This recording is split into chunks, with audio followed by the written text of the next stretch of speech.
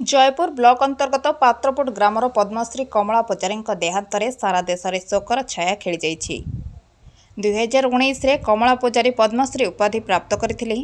Swaminathan foundation सह जड़ित रही विभिन्न औषधीय वृक्षर गवेषणा एवं विभिन्न किसमर धान संचित रखिबारे प्रयत्न थिबा स्वामीनाथन संस्था को सहाय होथिबा पद्मश्री कमला पूजारी देहांत फाउंडेशन गभीर शोक प्रकाश करिछि एवं एही निधन आम पई अपूरणीय क्षति होइथिबा प्रकाश करिछि।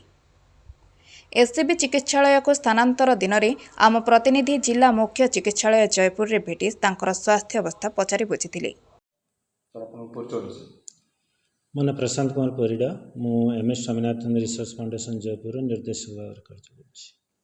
सर आज जो दिवंगत पद्मश्री कमला पूजारी कार्यधारा जो स्वामीनाथन फाउंडेशन सह कौन संपर्क रही सर?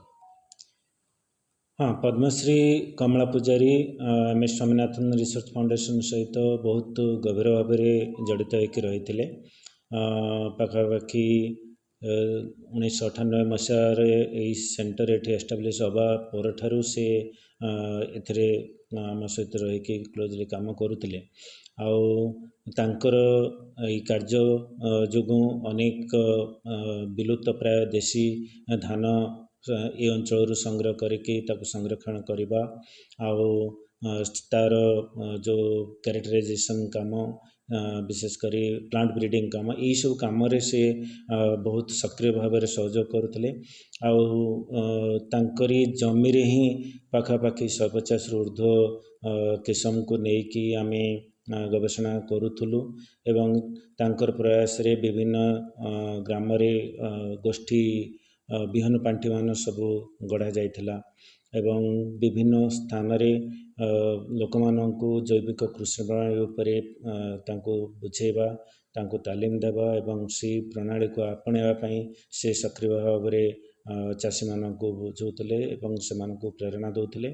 एमिति भाव में कार्य जोगु कोरापुट को 2002 मसीह रे जतेबेले इक्वेटर इनिशिएटिव काम करुला सी यही सब कार्य को आगु को नबारे एक विशेष भूमिका ग्रहण करते। तेणु आगामी पीढ़ी पाई सी जो प्रेरणा जोगे आसुले सेटा वर्तमान आउ मिलिबा नहीं। जो युवपीढ़ी प्रेरणा पाए कि तांकर प्रेरणा रे यही सब जो जैविक विविधतार संरक्षण करवा ताकू बहुत चाषी मान पाखे पहुँचेबा एवं जमती बहुत गुड़ाए विलुप्त प्राय धान किसम आउ देखा मिलूना से सबू को केमिति भाव में बंचेक रखा आग को नेबा यही सब जो कार्य से कार्य क्षेत्र में एक शून्य स्थान निश्चय सृष्टि करिछि एवं ताहा आग को किपरि भाव में अन्य केउ माने सब पूरण करेंगे से देखिबार अछि। दिवंगत पद्मश्री कमला पूजारी देहांत नहीं स्वामीनाथन फाउंडेशन कौन सब कौ भाव में स्मृति रखिए सेटा वर्तमान सुधा सेमती किसी निष्पत्ति निया जाई नाही। निश्चित भाव में तापाई गोटे प्रयास रहिबो। ये विषय रे हमर जो चेन्नई रे रही हेड ऑफिस तांक सहित आम कथबार्ता करिके निश्चित भाव में किसी गोटे योजना रही करूँ जमीती कि तांकर स्मृति सब बेले रहिबो। धन्यवाद।